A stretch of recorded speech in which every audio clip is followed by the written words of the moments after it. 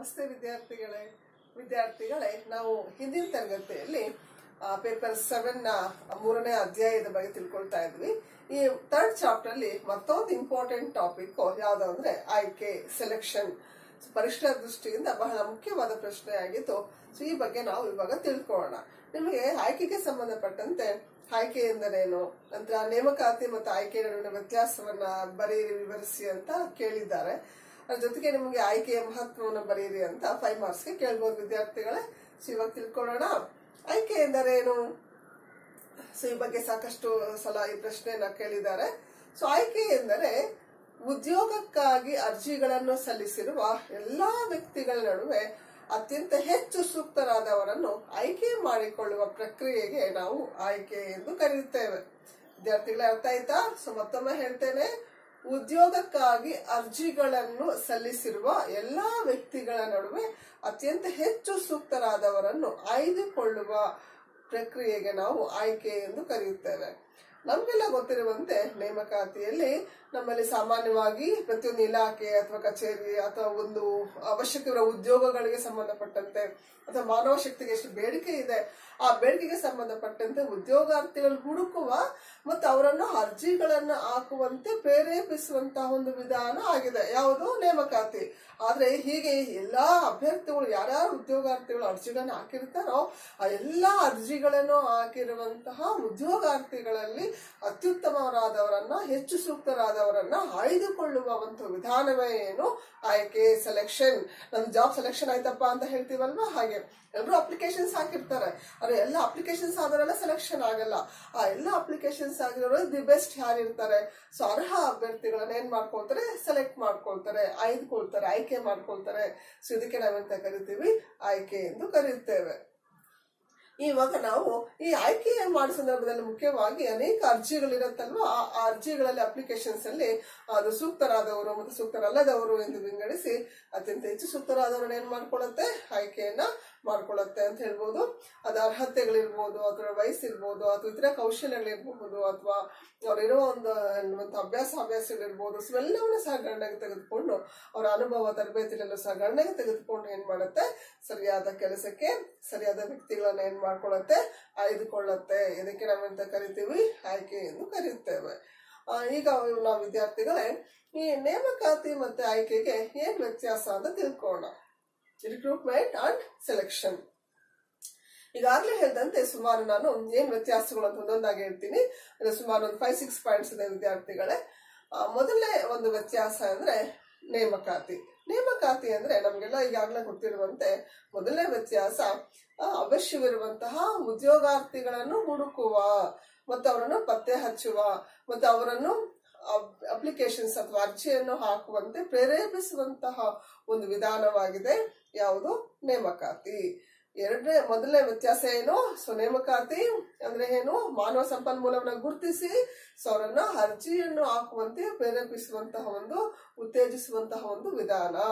ಆದ್ರೆ ಆಯ್ಕೆ ಅಂದ್ರೆ ನೇಮಕಾತಿ ಮಾಡಿದವರಲ್ಲಿ ಯಾರು ಅರ್ಜಿಗಳನ್ನು ಹಾಕಿರ್ತಾರೆ ಅವರಲ್ಲಿ ಹೆಚ್ಚು ಸೂಕ್ತರಾದವರನ್ನು ಆಯ್ದುಕೊಳ್ಳುವಂತಹ ವಿಧಾನವೇ ಆಯ್ಕೆ. ಗೊತ್ತಾಯ್ತಲ್ಲ ಮೊದಲನೇ ವ್ಯತ್ಯಾಸ.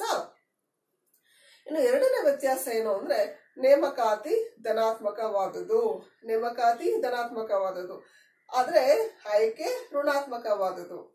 ಯಾಕೆ ನೇಮಕಾತಿ ಧನಾತ್ಮಕವಾದದ್ದು ಅಂದ್ರೆ ಸೊ ಯಾರ್ಯಾರಿಗೆ ಅರ್ಹತೆ ಇರ್ತಾರೋ ಸೊ ಎಲ್ಲರೂ ಸಹ ಏನ್ ಮಾಡ್ಬೋದು, ಅವರು ಅರ್ಜಿಗಳನ್ನ ಹಾಕ್ಬೋದು. ಆದ್ರೆ ಈ ಅರ್ಜಿಗಳನ್ನ ಹಾಕಿ ಎಲ್ಲರೂ ಸಹ ಹಾಕ್ತಾರೆ. ಸೊ ಧನಾತ್ಮಕವಾದದ್ದು. ಸೊ ಎಲ್ಲರೂ ಸಹ ಅರ್ಜಿಗಳನ್ನ ಹಾಕ್ತಾರೆ. ಸೊ ಯಾವುದೇ ಒಂದು ಅರ್ಜಿ ತಿರಸ್ಕಾರ ಮಾಡುವುದಾಗ್ಲಿ ಅಥವಾ ಹಾಕ್ಬಾರ್ದು ಅನ್ನೋದು ಯಾವುದೇ ಋಣಾತ್ಮಕತೆಯಲ್ಲಿ ಇರಲ್ಲ. ಆದ್ರೆ ಆಯ್ಕೆ ಋಣಾತ್ಮಕವಾದದ್ದು. ಯಾಕೆ ಅಂತಂದ್ರೆ ಈ ಎಲ್ಲಾ ಒಂದು ಅರ್ಜಿಗಳಲ್ಲಿ ಅತ್ಯಂತ ಯಾರು ಸೂಕ್ತರಾದವರನ್ನ, ಅರ್ಹರಾದವರನ್ನ ಆಯ್ದುಕೊಳ್ಳುತ್ತೆ ಅಂತ ಹೇಳ್ಬೋದು. ಸೊ ಅದರಿಂದ ಇದು ಋಣಾತ್ಮಕತೆ.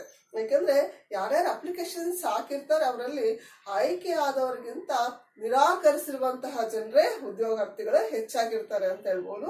ಆದ್ರಿಂದ ಯಾರ್ಯಾರು ಅಪ್ಲಿಕೇಶನ್ಸ್ ಹಾಕಿರ್ತಾರೆ ಎಲ್ರಿಗೂ ಸಹ ಇಲ್ಲಿ ಕೆಲಸ ಸಿಗಲ್ಲ.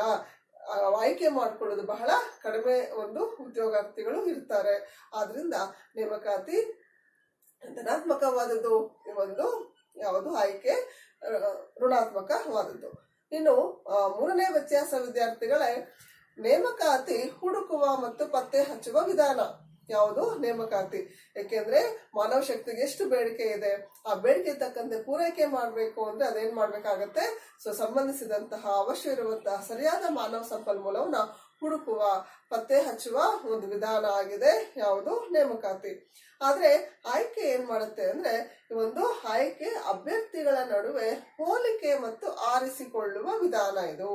ಯಾರ್ಯಾರು ಎಷ್ಟೆಲ್ಲ ಅರ್ಜಿಗಳನ್ನ ಅಥವಾ ಅಪ್ಲಿಕೇಶನ್ಸ್ ಅನ್ನ ಹಾಕಿರ್ತಾರೆ, ಅವರಲ್ಲಿ ಏನ್ ಮಾಡ್ತಾರೆ, ಅವರಲ್ಲಿ ಒಂದೊಂದು ಅಪ್ಲಿಕೇಶನ್ಗೂ ಅಥವಾ ಒಬ್ಬ ವ್ಯಕ್ತಿ ಮತ್ತೊಬ್ಬ ವ್ಯಕ್ತಿಗೆ ಹೋಲಿಕೆ ಮಾಡಿ, ಯಾರು ಮತ್ತೊಬ್ಬ ವ್ಯಕ್ತಿಗಿಂತ ಬೆಸ್ಟ್ ಇದ್ದಾನೆ ಅದನ್ನ ಹೋಲಿಕೆ ಮಾಡಿ ಅದರಲ್ಲಿ ಹೆಚ್ಚು ಸೂಕ್ತರಾದವರನ್ನ ಏನ್ ಮಾಡ್ಕೊಳ್ಳುತ್ತೆ? ಇದು ಆಯ್ಕೆ ಅಥವಾ ಆಯ್ದುಕೊಳ್ಳುತ್ತೆ. ಇದು ಆಯ್ದುಕೊಳ್ಳುವ ವಿಧಾನ. ಹೀಗೆ ಮತ್ತೊಂದು ವ್ಯತ್ಯಾಸ ವಿದ್ಯಾರ್ಥಿಗಳೇ. ಇನ್ನು 4ನೇ ಒಂದು ವ್ಯತ್ಯಾಸ ಏನು ಅಂತಂದ್ರೆ, ಈ ಒಂದು ನೇಮಕಾತಿ ವ್ಯಾಪಕ ಮೂಲಗಳಿಂದ ಅಭ್ಯರ್ಥಿಗಳನ್ನ ಗುರುತಿಸುವಂತಹ ಒಂದು ಉದ್ದೇಶವನ್ನ ಇದು ಹೊಂದಿದೆ. ವ್ಯಾಪಕ ಮೂಲಗಳಿಂದ ಅಭ್ಯರ್ಥಿಗಳು ಗುರುತಿಸುವಂತಹ ಒಂದು ಗುರಿ ಉದ್ದೇಶವನ್ನ ಒಂದು ನೇಮಕಾತಿ ಹೊಂದಿದೆ. ಅಂದ್ರೆ ಇದು ಈ ಮಾನವ ಸಂಪನ್ಮೂಲಗಳನ್ನ ಹುಡುಕುವಂತಹ ಮತ್ತು ಅವರನ್ನು ಪತ್ತೆ ಹಚ್ಚುವಂತಹ ಒಂದು ವಿಧಾನ ಆಗಿದೆ. ಜೊತೆಗೆ ಮಾನವ ಸಂಪನ್ಮೂಲವನ್ನು ಹುಡುಕುವ ಮತ್ತು ಅವನ್ನ ಅಭಿವೃದ್ಧಿಗೊಳಿಸುವಂತಹ ಒಂದು ವಿಧಾನ ಆಗಿದೆ. ಆ ವಿಧಾನ ಯಾವುದು?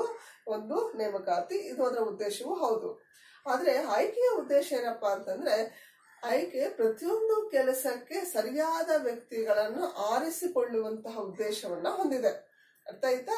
ಒಂದು ವ್ಯಾಪಕ ಮೂಲಗಳಿಂದ ಅಭ್ಯರ್ಥಿಗಳನ್ನು ಗುರುತಿಸೋದು ನೇಮಕಾತಿಯ ಗುರಿ. ಆದ್ರೆ ಯಾರ್ಯಾರು ಈ ಒಂದು ಅಭ್ಯರ್ಥಿಗಳಿರ್ತಾರೆ ಅವರಲ್ಲಿ ಪ್ರತಿಯೊಂದು ಒಂದು ಕೆಲಸಕ್ಕೆ ಸರಿಯಾದ ವ್ಯಕ್ತಿಗಳನ್ನ ಆಯ್ದುಕೊಳ್ಳುವಂತದ್ದು ಆಯ್ಕೆಯ ಗುರಿಯಾಗಿದೆ. ಹೀಗೆ ವಿದ್ಯಾರ್ಥಿಗಳೇ, ಈ ಎಲ್ಲ ಒಂದು ವ್ಯತ್ಯಾಸಗಳನ್ನ ಆಧಾರದ ಮೇಲೆ ನಾವೇನ್ ಹೇಳ್ಬೋದು ಅಂದ್ರೆ, ನೇಮಕಾತಿ ಮತ್ತು ಆಯ್ಕೆ ನಡುವೆ ವ್ಯತ್ಯಾಸಗಳಿದೆ. ಮುಖ್ಯವಾಗಿ 4 ವ್ಯತ್ಯಾಸಗಳಿದೆ ವಿದ್ಯಾರ್ಥಿಗಳೇ. ಆ 4 ವ್ಯತ್ಯಾಸಗಳು ನಿಮ್ಗೆ 5 ಮಾರ್ಕ್ಸ್ ಕೇಳ್ಬೋದು. ಆಗ ನೀವು ಆಯ್ಕೆ ಎಂದರೇನು, ಪೀಠಿಕೆ ಮತ್ತೆ ಅರ್ಥವನ್ನ ಬರೀರಿ. ತದನಂತರ ಆಯ್ಕೆ ವ್ಯತ್ಯಾಸಗಳು ಯಾವುದಿದೆ, 4 ಅಂಶಗಳನ್ನ ಬರೆದು ವಿವರಣೆಯನ್ನು ಕೊಟ್ಟು ಕೊನೆಗೆ ಉಪಸಂಹಾರವನ್ನು ಬರೆದು ನಿಮ್ಗೆ 5 ಅಂಕಗಳಿಗೆ ಸರಿ ಹೊಂದುವಷ್ಟು ಉತ್ತರ ನಿಮ್ಗಿರುತ್ತೆ. ಈ ಬಗ್ಗೆ ನಿಮ್ಗೆ ಅನಿಸಿದಾಗ ಅನಿಸಿಕೆಗಳನ್ನು ಸಹ, ಸ್ವಂತ ಉತ್ತರಗಳನ್ನು ಸಹ, ಅದಕ್ಕೆ ಪೂರಕವಾಗಿರೋ ಉತ್ತರಗಳನ್ನು ಸಹ ನೀವು ಬರೆಯಬಹುದಾಗಿದೆ. ಇದೇ ಆಯ್ಕೆಯ ಮತ್ತು ನೇಮಕಾತಿ ನಡುವಿನ ವ್ಯತ್ಯಾಸಗಳು. ವಿದ್ಯಾರ್ಥಿಗಳೇ, ಈಗ ನಾನು ನಿಮಗೆ ಆಯ್ಕೆಯ ಮಹತ್ವವನ್ನ ಹೇಳ್ತೇನೆ. ಆಯ್ಕೆಯಾದ ಸೆಲೆಕ್ಷನ್ ಪ್ರಾಮುಖ್ಯತೆ ಏನು, ಅದು ಪ್ರಾಮುಖ್ಯತೆ ಬರೆಯಿರಿ ಅಂತ ನಿಮ್ಗೆ ಪ್ರಶ್ನೆಯನ್ನ ಕೇಳ್ಬೋದು. ಏನು ಪ್ರಶ್ನೆ ಅಂದ್ರೆ ನಿಮ್ಗೆಲ್ಲ ಗೊತ್ತೇ ಇದೆ. ಇಲ್ಲಿ ಯಾರ್ಯಾರು ಅಪ್ಲಿಕೇಶನ್ಸ್ ಹಾಕ್ತಾರೆ ಅವರೆಲ್ಲರೂ ಸಹ ಅತ್ಯುತ್ತಮರಾದವರು, ಸೂಕ್ತರಾದವರು ಅಲ್ಲ. ಅವರಲ್ಲಿ ಅತ್ಯುತ್ತಮರಾದವರು ಯಾರು, ಸೂಕ್ತರಾದವರು ಯಾರು, ಇವರನ್ನ ಆಯ್ಕೆ ಮಾಡಿಕೊಳ್ಳುವಲ್ಲಿ ಈ ಆಯ್ಕೆ ಬಹಳ ಪ್ರಾಮುಖ್ಯತೆಯನ್ನು ಹೊಂದಿದೆ ಅಂತ ಹೇಳ್ಬೋದಾಗಿದೆ. ಈ ಸಂದರ್ಭದಲ್ಲಿ ಮೊದಲನೇ ಒಂದು ಪ್ರಾಮುಖ್ಯತೆಯ ಅಂಶ ಏನಪ್ಪಾ ಅಂತಂದ್ರೆ, ಸರಿಯಾದ ಜನರ ಆಯ್ಕೆ. ಏಕೆಂದ್ರೆ ಸಾವಿರಾರು ನೂರಾರು ಅರ್ಜಿಗಳನ್ನು ಹಾಕಿರುವಂತಹ ಅಭ್ಯರ್ಥಿಗಳಲ್ಲಿ ಅತ್ಯಂತ ಹೆಚ್ಚು ಸೂಕ್ತರಾದವರು ಯಾರು, ಸರಿಯಾದ ಕೆಲಸಕ್ಕೆ ಸರಿಯಾದ ಒಂದು ವ್ಯಕ್ತಿ ಯಾರು ಇತ್ಯಾದಿಗಳಲ್ಲಿ ಆಯ್ಕೆ ಮಾಡಿಕೊಳ್ಳುವಲ್ಲಿ ಇದು ಪ್ರಾಮುಖ್ಯತೆಯನ್ನ ಹೊಂದಿದೆ ಅಂತ ಹೇಳ್ಬೋದು. ಹೀಗೆ ಸರಿಯಾದ ಜನರನ್ನ ಆಯ್ಕೆ ಮಾಡಿಕೊಳ್ಳುವಂತ ವಿಧಾನ. ಇದಕ್ಕೆ ಅನೇಕ ವಿಧಾನಗಳಿದೆ ಅಲ್ವಾ. ಅದು ಸಂದರ್ಶನ ಮಾಡುತ್ತೆ, ಅನೇಕ ಮಾನಸಿಕ ಪರೀಕ್ಷೆ ಇರ್ಬೋದು, ಲಿಖಿತ ಪರೀಕ್ಷೆಗಳು ಅಥವಾ ಮೌಖಿಕ ಪರೀಕ್ಷೆಗಳಿರ್ಬೋದು, ಅಥವಾ ಅವರನ್ನ ಸಾಕಷ್ಟು ಬಾರಿ ಅನೇಕ ಪರೀಕ್ಷೆಗಳಿಗೆ ಒಳಪಡಿಸಿ ಈ ಮೂಲಕ ಏನ್ ಮಾಡ್ಕೊಳ್ಳುತ್ತೆ, ಸರಿಯಾದ ಕೆಲಸಕ್ಕೆ ಸರಿಯಾದ ಜನರನ್ನ ಆಯ್ಕೆ ಮಾಡಿಕೊಳ್ಳುವ ದೃಷ್ಟಿಯಿಂದ ಇದು ಹೆಚ್ಚು ಮಹತ್ವವನ್ನು ಹೊಂದಿದೆ. ಹೀಗೆ ಎರಡನೇ ಒಂದು ಮಹತ್ವ ಏನಪ್ಪಾ ಅಂದ್ರೆ, ಇನ್ನು ಗೈರು ಹಾಜರಾತಿಯನ್ನ ಕಡಿಮೆ ಮಾಡುವಿಕೆ. ಯಾವಾಗ ಯಾವುದೋ ನಿರ್ದಿಷ್ಟ ಕೆಲಸಕ್ಕೆ ಸರಿಯಾದ ವ್ಯಕ್ತಿಯನ್ನ ಸರಿಯಾದ ಕೆಲಸಕ್ಕೆ ಆಯ್ಕೆ ಮಾಡ್ತಾರೋ ಆ ಖಂಡಿತ ಏನಾಗುತ್ತೆ, ಆ ವ್ಯಕ್ತಿ ಮೇಲೆ ಒಂದು ಉತ್ತೇಜನ ಅಥವಾ ಅವರಲ್ಲಿ ಹುಮ್ಮಸ್ಸಿರುತ್ತೆ. ಈ ಮೂಲಕ ಅವರಲ್ಲಿ ಒಂದು ನೈತಿಕ ಪ್ರೇರಣೆ ದೊರಕುತ್ತೆ. ಈ ಮೂಲಕ ಅಭ್ಯರ್ಥಿಗಳು ಏನ್ ಮಾಡ್ತಾರೆ, ಆ ಕೆಲಸವನ್ನ ಬಹಳ ಯಶಸ್ವಿತ ನಿಭಾಯಿಸ್ತಾರೆ. ಈ ಮೂಲಕ ಅವ್ರಿಗೆ ಗೈರು ಹಾಜರಾಗುವುದು ಅಥವಾ ಕೆಲಸಕ್ಕೆ ಬಾರದೇ ಇರೋದೇನಾಗುತ್ತೆ, ಕಡಿಮೆ ಆಗತ್ತೆ. ಅವರ ನಂತರ ಕೆಲಸವನ್ನ ತಮ್ಮನ್ನು ತಾವು ತೊಡಗಿಸಿಕೊಳ್ಳೋದಕ್ಕೆ ಇದು ಅವಕಾಶವನ್ನ ಮಾಡಿಕೊಡುತ್ತೆ. ಅದರಿಂದ ಸರಿಯಾದ ಕೆಲಸಕ್ಕೆ ಸರಿಯಾದ ವ್ಯಕ್ತಿಯನ್ನು ಆಯ್ಕೆ ಮಾಡೋದ್ರಿಂದ ಏನಾಗುತ್ತೆ, ಗೈರು ಹಾಜರಾತಿ ಕಡಿಮೆ ಆಗತ್ತೆ. ಅಂದ್ರೆ ಅಬ್ಸೆಂಟಿಸಮ್ ಏನಾಗುತ್ತೆ, ಕಡಿಮೆ ಆಗತ್ತೆ. ಇನ್ನು ಮೂರನೇ ಒಂದು ಮಹತ್ವದ ಅಂಶ ಅಂದ್ರೆ ವಿದ್ಯಾರ್ಥಿಗಳೇ, ದಕ್ಷತೆ ಮತ್ತು ಉತ್ಪಾದಕತೆಯ ಹೆಚ್ಚಳ.